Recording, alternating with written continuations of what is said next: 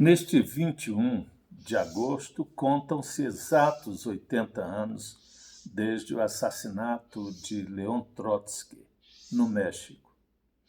Trata-se, indiscutivelmente, de um dos nomes mais importantes da história moderna da sociedade, quer pelo revolucionário absolutamente singular que foi, com uma capacidade de fundamentação do ideário socialista que o diferencia de grande parte dos pensadores de esquerda, que é pela qualidade acadêmica mesmo dos textos fundamentais em diferentes campos, até no campo da estética, que legaria à posteridade.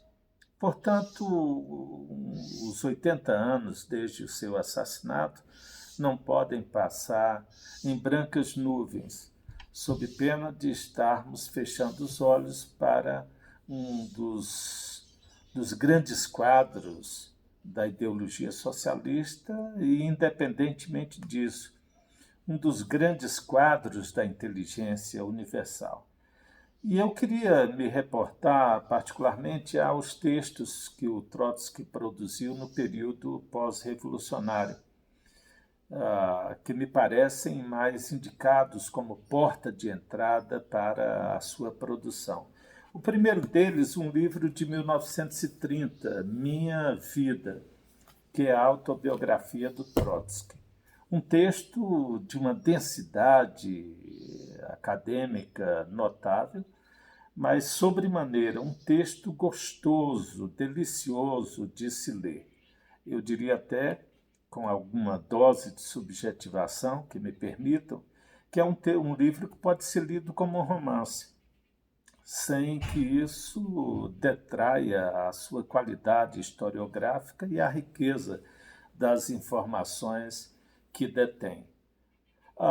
O outro livro, também nesse período pós-soviético, que eu acho fundamental, incontornável mesmo, na perspectiva do que legou à posteridade Leon Trotsky, é História da Revolução Russa, em 2 volumes, que, embora assim muito quilométricos, digamos assim, do ponto de vista volumétrico, não podem constituir assim num desabono à importância do texto.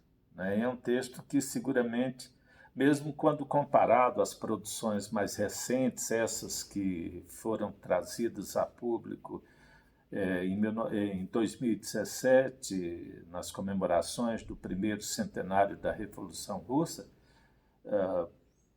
por óbvio, produzidos com condições investigativas muito mais favoráveis, com recursos de tecnologia mais avançados, mesmo quando comparados a esses livros, me parece que o História da Revolução Russa do Trotsky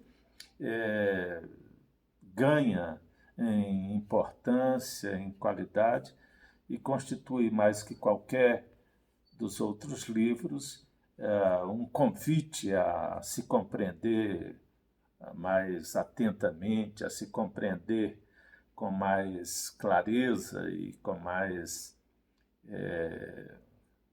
digamos assim, com mais inteireza o que foi esse grande acontecimento de inícios do século XX.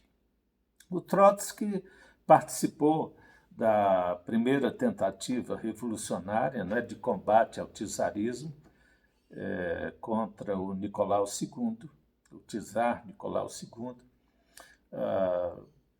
cujos resultados não foram, obviamente, os mais desejados. Ele tem, com Lenin, que se afastar outra vez da Rússia, para onde retornam só a partir de 1917, quando participam tanto da implantação do governo provisório, no período imediatamente seguinte à Revolução de Fevereiro, e com mais visibilidade ainda no processo vitorioso final que é a Revolução de Outubro.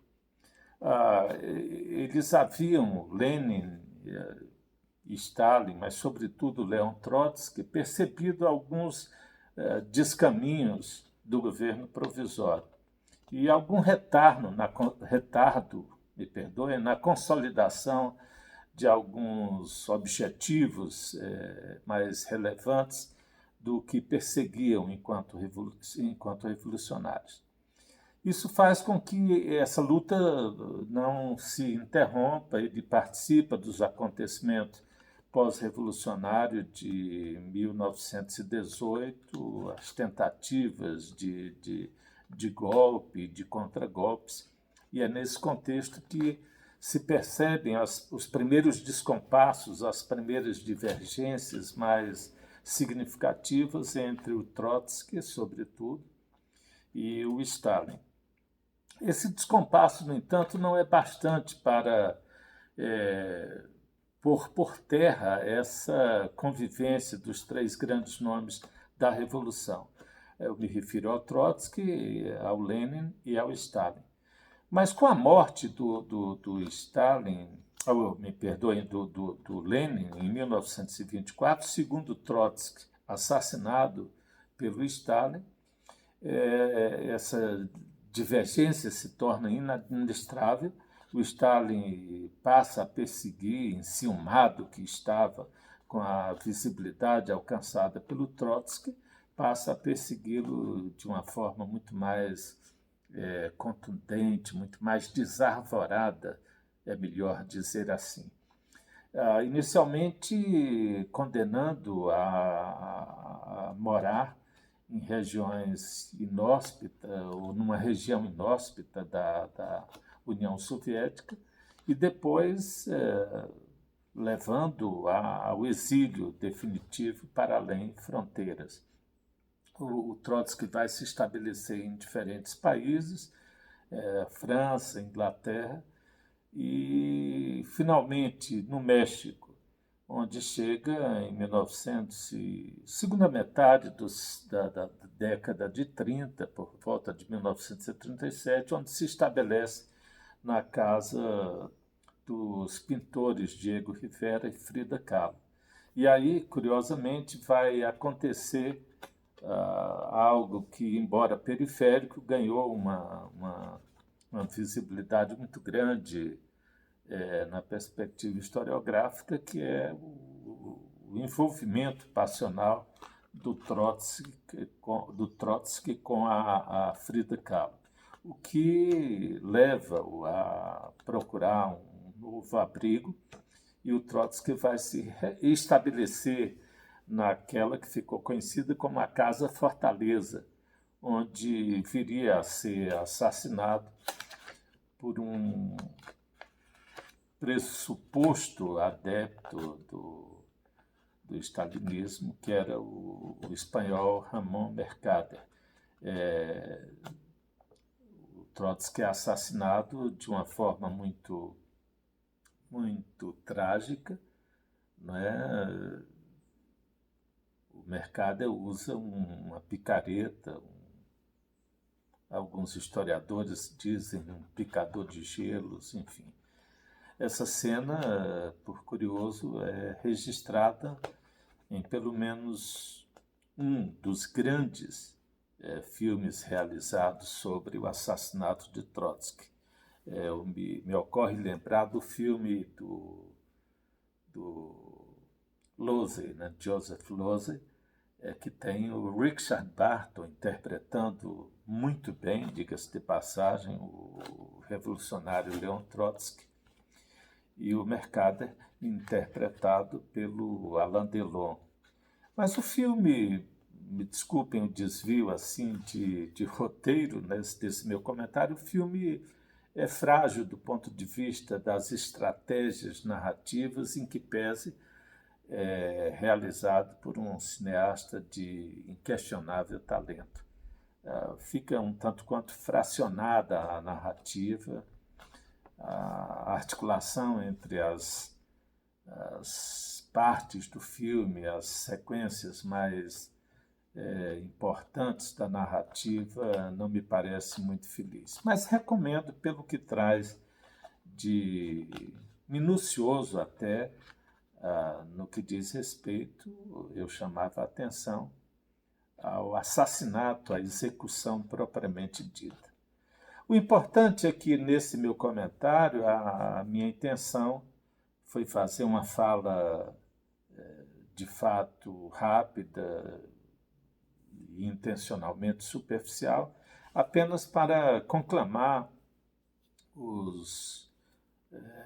sobretudo aquelas pessoas que ainda não tiveram qualquer convivência mais íntima com a produção do Trotsky, a procurar ver esses dois livros que, como disse, constituem a porta de entrada, assim, para o que há de mais significativo nessa vastíssima e muito importante produção do Leon Trotsky. E com esse comentário assinalar de uma forma assim muito singela, muito despretensiosa,